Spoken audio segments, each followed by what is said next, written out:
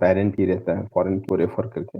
अगर पेरेंट की में से हम लोग कुछ डिलीट करने जाएँ तो इट विल थ्रोज़ एन एरर कि उसका चाइल्ड रिकॉर्ड प्रेज़ेंट है। इफ चाइल्ड रिकॉर्ड अगर है उसका, तो आपको थ्रो करेगा एरर कि चाइल्ड रिकॉर्ड है, you can not delete the parent record. Okay. तो हम लोगों को क्या करना पड़ता था वहाँ पे?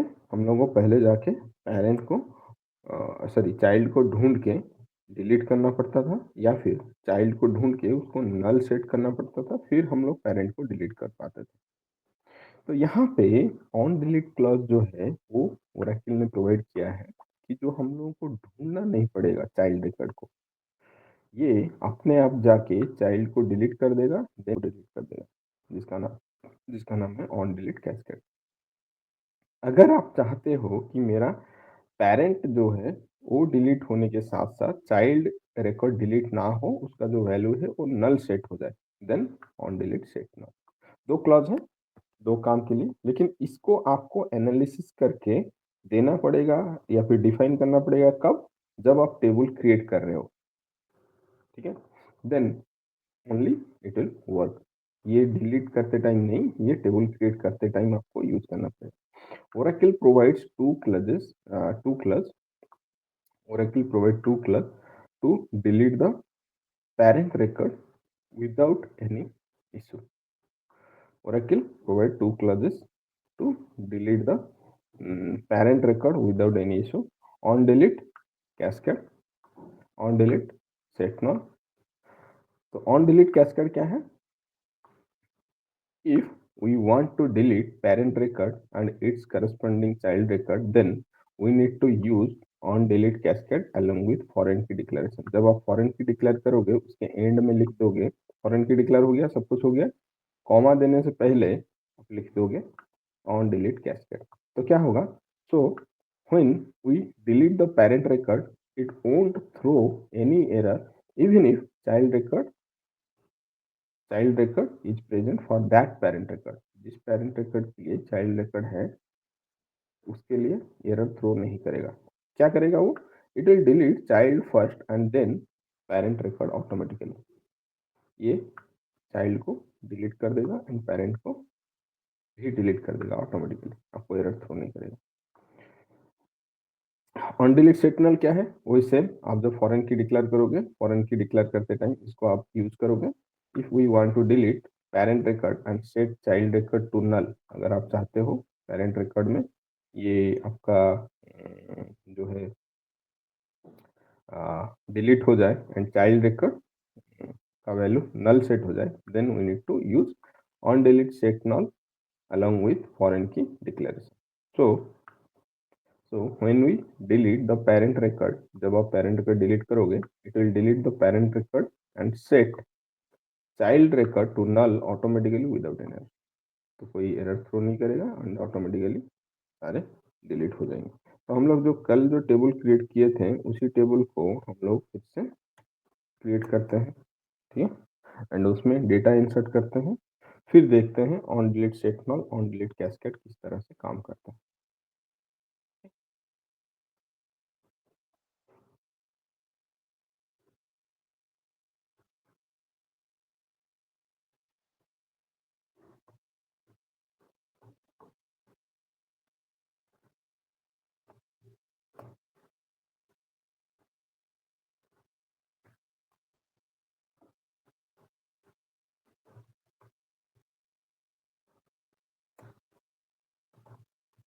क्रिएट टेबल, टेबल टेस्ट,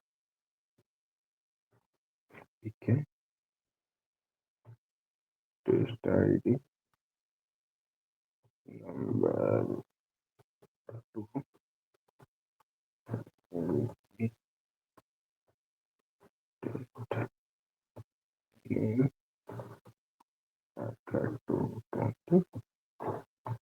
ये हो गया हम लोग का प्राइमरी की टेबल, ये हम लोग का हो गया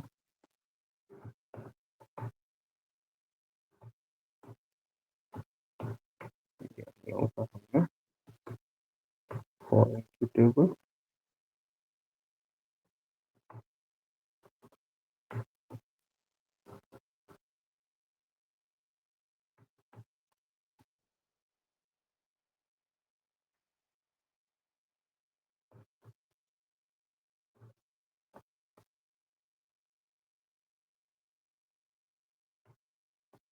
ए,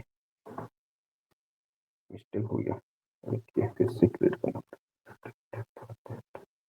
okay, on delete cascade use नहीं किया मैंने।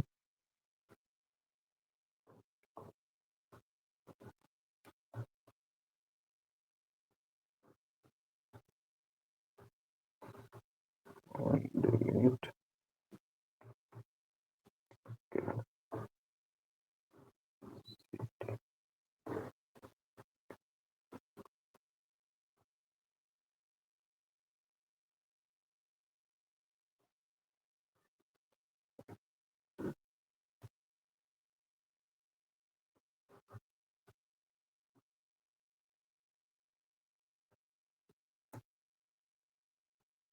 ओके,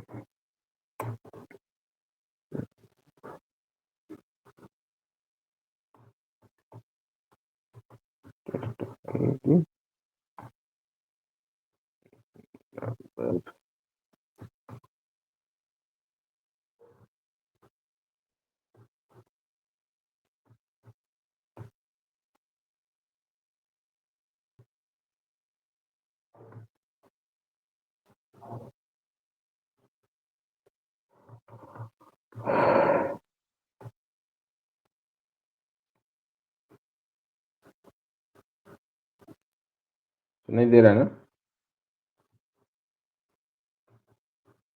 हेलो, ओके,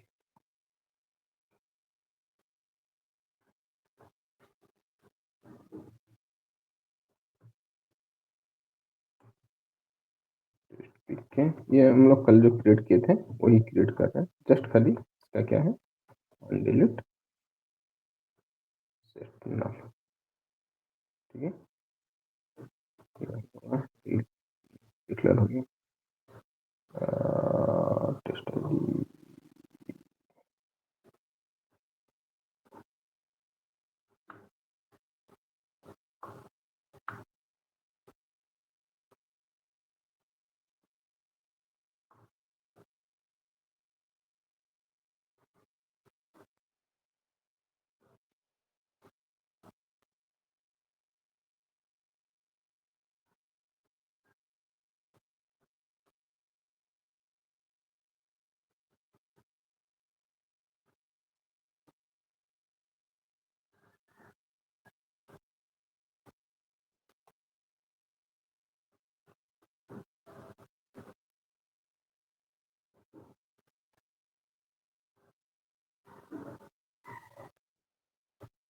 निकाल पाते हैं।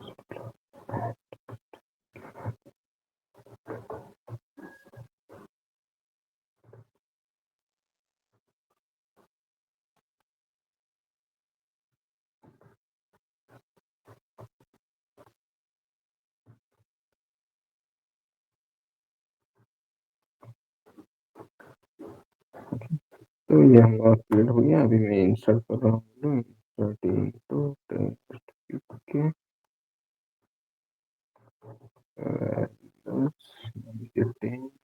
ABC, ये देखिए इंसर्ट हो गया प्राइमरी की पेरेंट टेबल में। फिर हम लोगों का एक दो वैल्यू और ऐड करते हैं।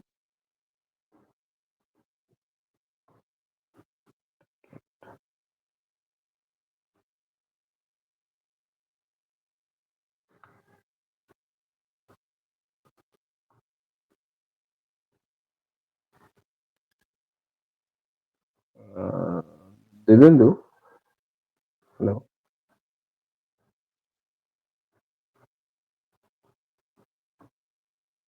आप लोगों का यूनिक्स क्लास खत्म हो गया है या चल रहा है?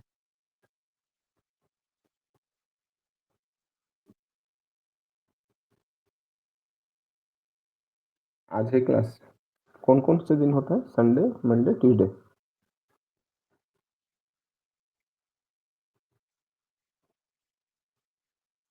Okay, only 3 days, okay. ये हम लोग इंसर्ट कर दिए। सपोज ये इंसर्ट हो गया प्राइमरी की टेबल। कितने बजे से होता है क्लास?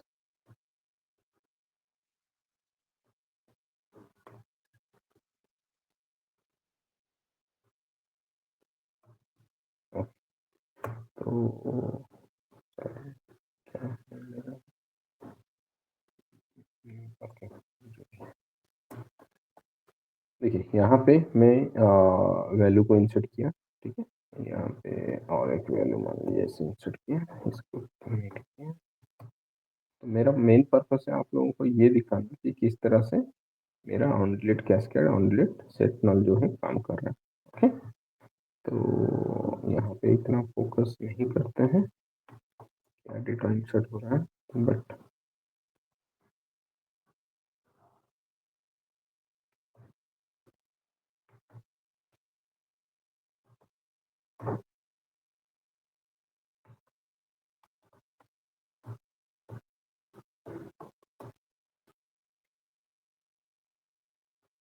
देखिए यहाँ पे पेरेंट में ये डेटा है एंड उसके चाइल्ड में ये डेटा है एंड इसमें भी ये डेटा है। तो अभी मैं जब डिलीट करने जाऊँ मैं कमिट कर देता हूँ। ओके, कमिट, तो कमिट कर दिया, ये मेरा डेटा है, इसमें ये डेटा है, इसमें ये डेटा है। तो मैं जब डिलीट करने जाऊंगा, delete from test underscore PK where test ID equal to 10। तो एर्लियर सिचुएशन आप याद कीजिए, एर्लियर सिचुएशन जो था, हम लोग जब on delete cascade on delete sectional use नहीं किए थे लास्ट क्लास में, कल के क्लास में, तो ये हम लोग को अलाउ नहीं कर रहा था। यहाँ पे आप जब पेरेंट टेबल पीक मतलब प्राइमरी की टेबल से आप जब डिलीट करने जा रहे थे तो आपको एरर थ्रो कर रहा था कि ये चाइल्ड है, ये चाइल्ड रिकॉर्ड है ना, 10 10, यहाँ पे 10 10, तो चाइल्ड रिकॉर्ड है, you cannot delete the parent parent record. लेकिन अभी आप देखोगे without any error it will delete everything, parent को डिलीट कर देगा एंड यहाँ पे जो जो होना है वो हो जाएगा। यहाँ पे क्या होगा, टेस्ट एफके में आपको अगर याद है आपने यूज किया है, नहीं नहीं, टेस्ट एफके में आपने यूज किया है on delete cascade. On delete cascade मतलब ये रो डिलीट हो जाएंगे, और टेस्ट एफके 1 में आपने यूज किया है ऑन डिलीट सेट नल, तो यहाँ पे नल हो जाएंगे। तो देखते हैं जो बिहेवियर जिस तरह से हम लोग एक्सपेक्ट कर रहे हैं। तो फर्स्ट ऑफ ऑल तो ये प्राइमरी की जो वैल्यू है, जो पेरेंट वैल्यू है वो चला गया है। ओके, दैट इज एक्सपेक्टेड, हम लोग एक्सपेक्ट कर रहे थे वो। तो अभी देखिए यहाँ पे भी 10 10 जो है डिलीट हो गया है टेस्ट एप के टेबल से, वो भी हम लोग एक्सपेक्ट कर रहे थे। यहाँ पे हम लोग का नल सेट हो गया है, वो भी हम लोग एक्सपेक्ट कर रहे थे। तो इसका मतलब हम लोग का जो on delete cascade and on delete set null है वो काम कर रहा है प्रॉपर्ली। ओके, तो आपको एनालिसिस करना है कौन से टेबल में मुझे चाइल्ड पेरेंट रिकॉर्ड के साथ चाइल्ड रिकॉर्ड अगर मैं डिलीट कर दूं, I don't have any impact. तो आपको एनालिसिस करते देखिए, आपको अगर पता है सॉफ्टवेयर जो डेवलपमेंट लाइफ साइकिल है उसमें आपका ज़्यादा टाइम कहाँ पे जाता है, एनालिसिस में या फिर डेवलपमेंट में? आपको क्या लगता है?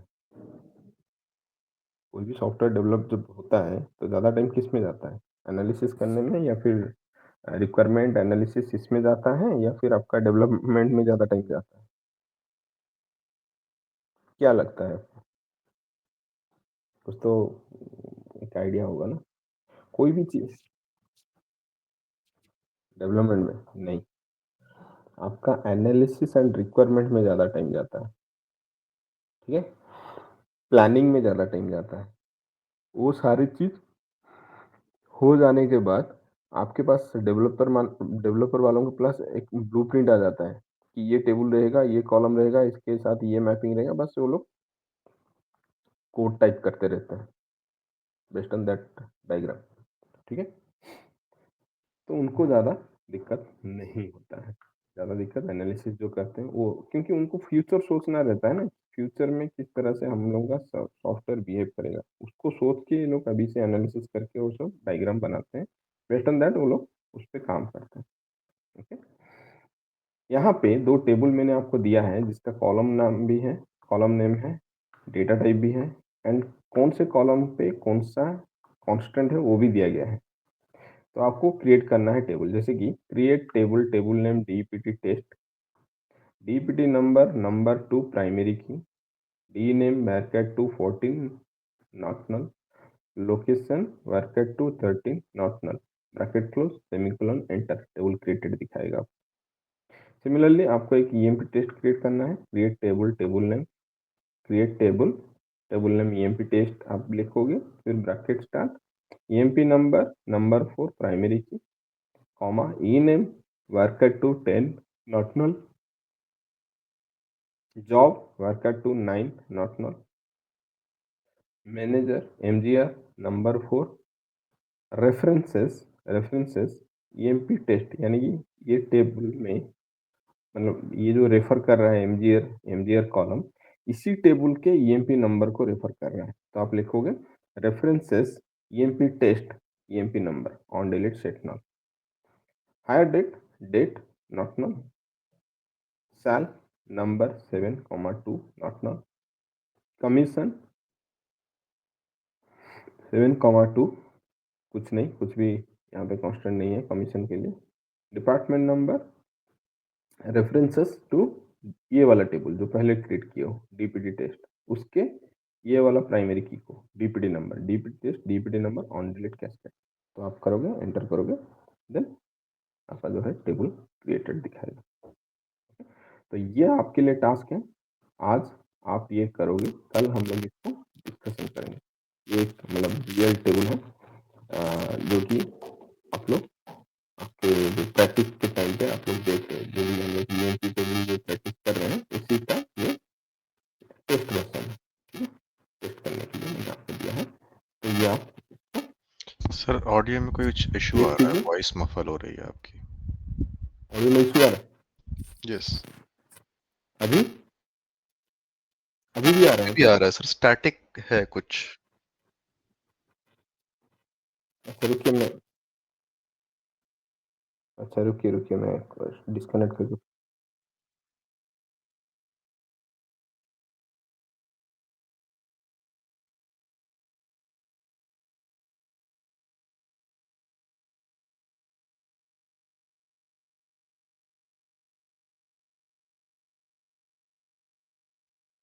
हेलो, अभी अब सही है सर। अब सही है ना? ओके। तो हम लोग जो डिस्कशन कर रहे थे, मैं आप लोगों को दो टेबल दिया हूँ, एक है डीपीटी टेस्ट, एक है ईएमपी टेस्ट। वो टेबल आप क्रिएट करो, उसमें ऑलमोस्ट सारे कांस्टेंट जितने भी हम लोग डिस्कशन किए वो सारे हैं, एक्सेप्ट यूनिक कांस्टेंट को छोड़ के बाकी सारे कांस्टेंट वहाँ पे आपको यूज करने को मिलेंगे। ओके, तो अब आप उसको कल हम लोग उसको डिस्कशन करेंगे। अभी हम लोग का जो आखिरी कांस्टेंट बचता है वो है चेक कांस्टेंट। चेक कांस्टेंट जो है, चेक कांस्टेंट का मतलब ये नहीं कि आपका कुछ चेक करके करेक्ट करेगा, या फिर ये करेक्शन करने के लिए नहीं है, ये भी एक रूल है, ये भी एक रूल है बाकी कांस्टेंट के जैसा, लेकिन ये कुछ डिफरेंट है। क्या डिफरेंट है कि ये जो चेक कांस्टेंट है ये आप खुद अपने तरफ से दोगे। अपने तरफ से मतलब जैसे आपको लग रहा है कि ये सारे कॉलम में सारे नेम अपर केस में आना चाहिए, यानी कि अपर केस में इंसर्ट होगा सारे letters, then only it will accept. तो आप उसको चेक कर दोगे, चेक कांस्टेंट में डाल दोगे। या फिर आपको लग रहा है कि सारे जितने भी वैल्यू हैं डिविजिबल बाय 10 होने चाहिए, देन आप उसको डिविजिबल बाय 10 करके आप इंसर्ट करवा दोगे, ठीक है? या फिर आप चाह रहे हो पर्टिकुलर ए मतलब पर्टिकुलर कुछ कुछ वैल्यू उसमें से कोई एक इंसर्ट हो, ठीक है? इस तरह से आप, जैसे कि मैं आपको एग्जांपल दे रहा हूँ, मान लीजिए आपका आप एक कॉलेज में एडमिशन ले रहे हो, एमबीए एमबीए कॉलेज है आपका, ठीक है? एमबीए में एडमिशन लेने के लिए मिनिमम एज कितना होना चाहिए?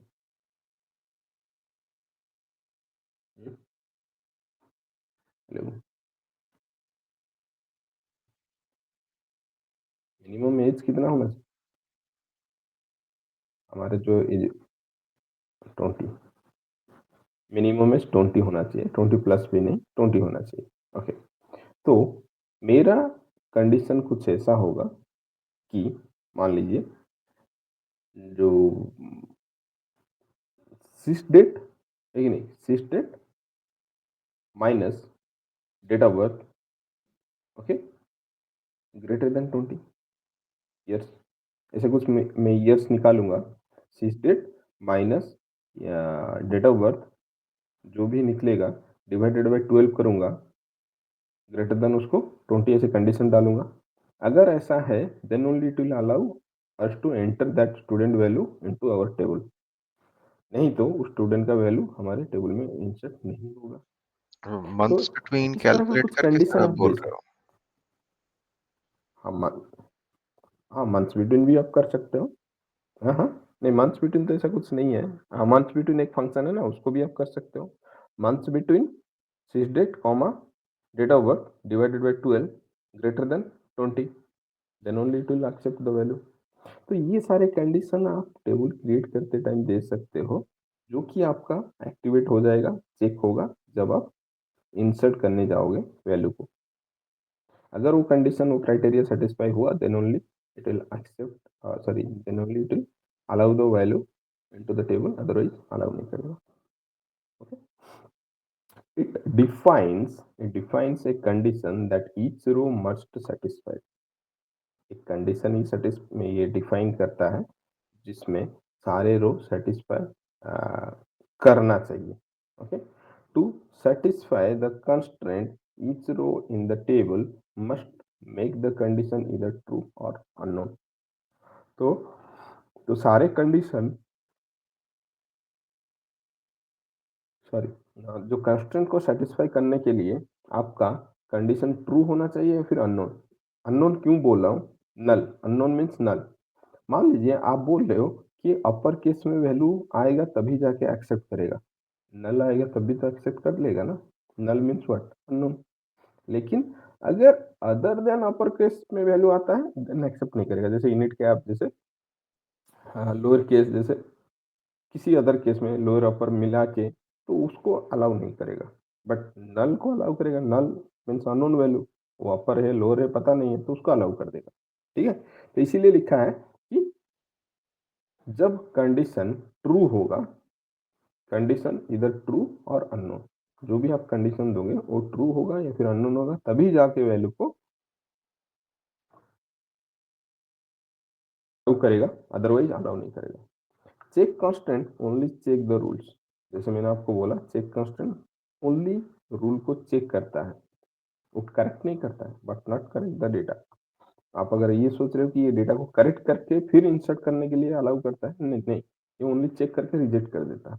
Okay, check constant is used within the table. ये विद इन द टेबल, ऐसा नहीं कि आप ईएमपी टेबल में से कोई कॉलम को लेके आप किसी ईएमपी टेस्ट या फिर डिपार्टमेंट टेबल में कंडीशन में दे दो, नहीं ऐसा नहीं होगा। विद इन द टेबल आप उसी टेबल में कोई कॉलम को लेके आप कंडीशन दे सकते हैं। One column can have many check constant. एक कॉलम में आप बहुत सारे चेक कांस्टेंट को पुटअप कर सकते हो। तो हम लोग यहाँ पे एक टेबल टेस्ट डीपीटी करके हम लोग यहाँ पे क्रिएट करेंगे एंड देखेंगे किस तरह से काम कर रहा है ये। ओके,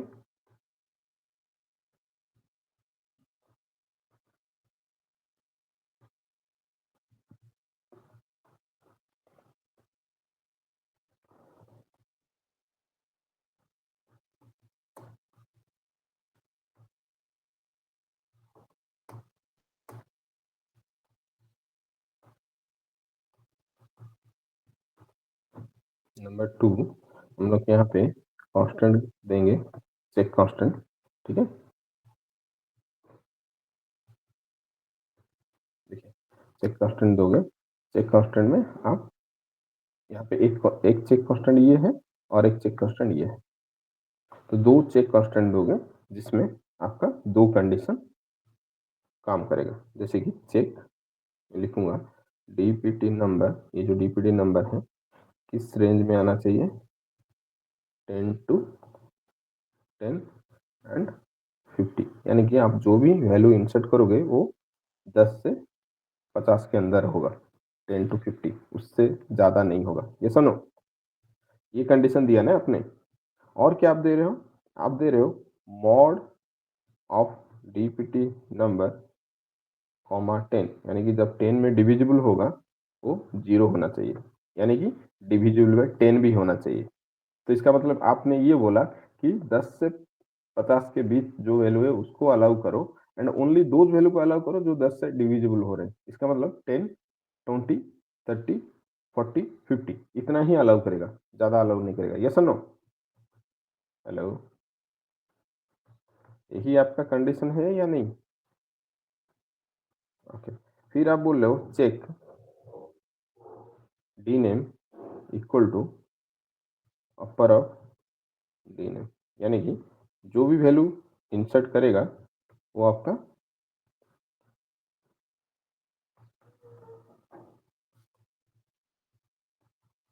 अपर केस में होना चाहिए, लोअर केस में होगा तो अलाउ नहीं करेगा। और एक चेक कंडीशन यहाँ पे है, लोकेशन इन, आप यहाँ पे कुछ पर्टिकुलर वैल्यू है, मतलब इस वैल्यू में से अगर आपका कोई भी वैल्यू होगा तो ही ये अलाउ करेगा, अदरवाइज अलाउ नहीं करेगा। ओके,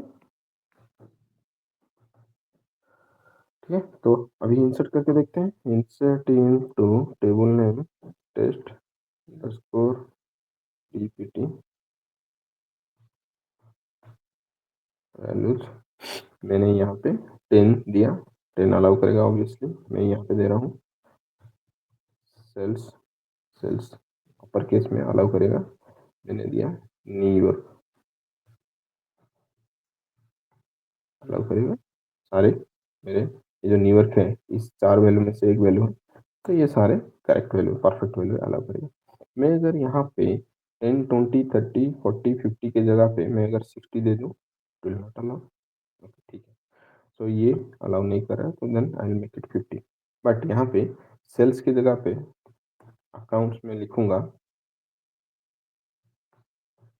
लेकिन मैंने जो लिखा अकाउंट्स उसमें सारे लोअर केस में है, then also it will not allow because क्या है problem, account small lower case में है।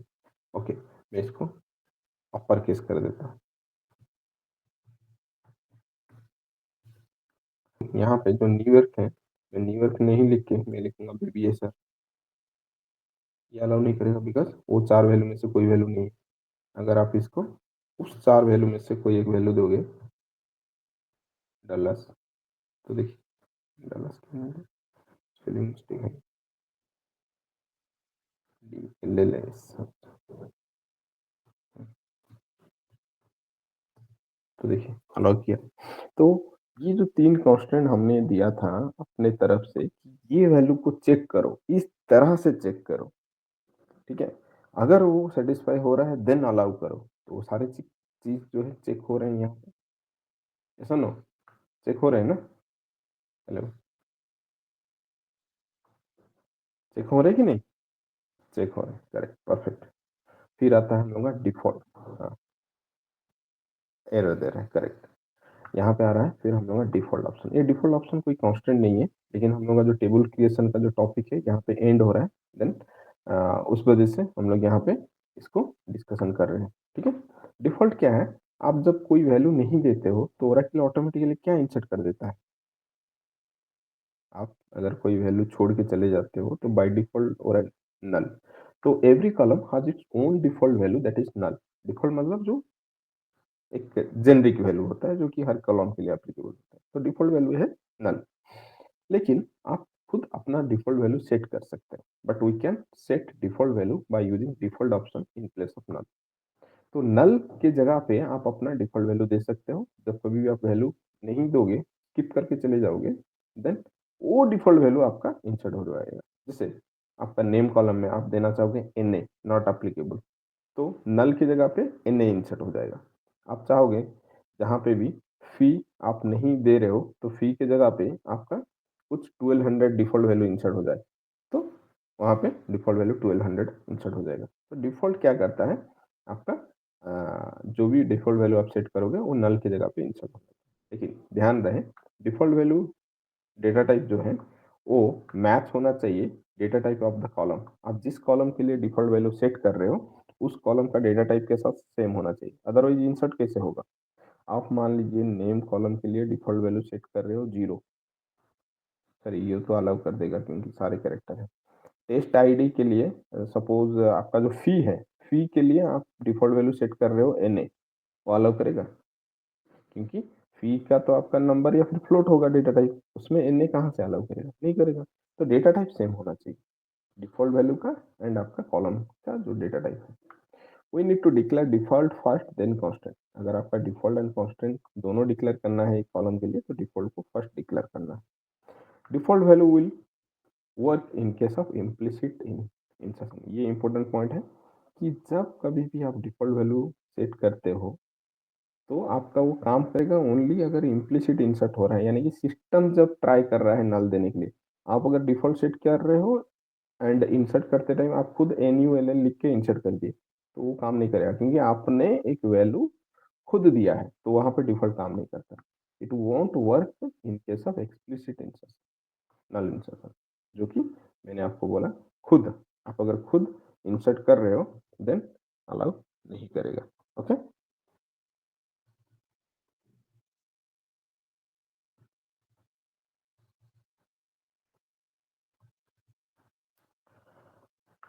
तो यहाँ पे आप अगर देखोगे तो मैंने टेस्ट टेबल लिया है, टेस्ट डिफ़ॉल्ट करके, जिसमें डिफ़ॉल्ट वैल्यू 10 सेट किया है टेस्ट आईडी के लिए and default value NA set किया है टेस्ट नेम के लिए। तो जब मैं इंसर्ट करूँगा, insert into table name test default, तो आप देखोगे यहाँ पे मैंने 10 एंड यहाँ पे नल इंसर्ट किया है। तो आपका जो डिफ़ॉल्ट है,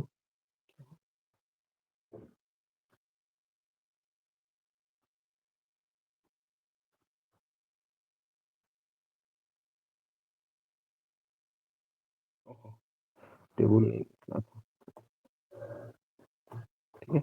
तो यहाँ पे मैंने जब इंसर्ट किया, तो आप देखोगे यहाँ पे NA जो डिफ़ॉल्ट वैल्यू है वो इंसर्ट नहीं हुआ होगा। आप बोलोगे क्यों नहीं हुआ होगा? क्योंकि हम लोगों ने यहाँ पे नल अपने तरफ से इंसर्ट कर दिया है। तो आप अगर अपने तरफ से नल इंसर्ट करोगे तो नल ही लेगा। कौन से केस में काम करता है ये? अगर आपका इम्प्लिसिट नल इंसर्शन हो। इम्प्लिसिट नल इंसर्शन कब होता है? जब आप ओमिट करके वैल्यू चले जाते हो, जैसे इस केस में।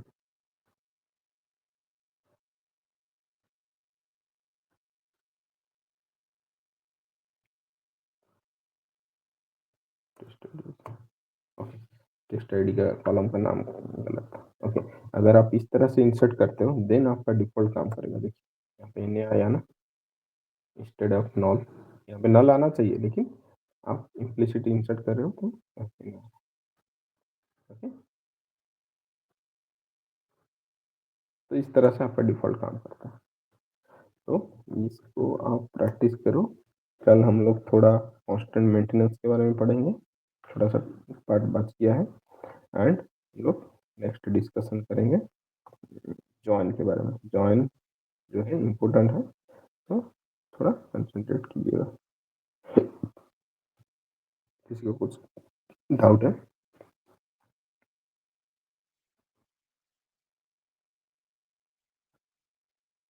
नहीं नहीं, ओनली ओनली एसक्यूएल क्लास, जो एक्स्ट्रा क्लास होगा only SQL class. Real time हम लोग का ट्रैक पे है, ओनली जो रियल टाइम हम लोग का दिसंबर 15 तक खत्म हो जाएगा। ये ओनली एसक्यूएल जो है 5-6 क्लास हम लोग पीछे हैं, तो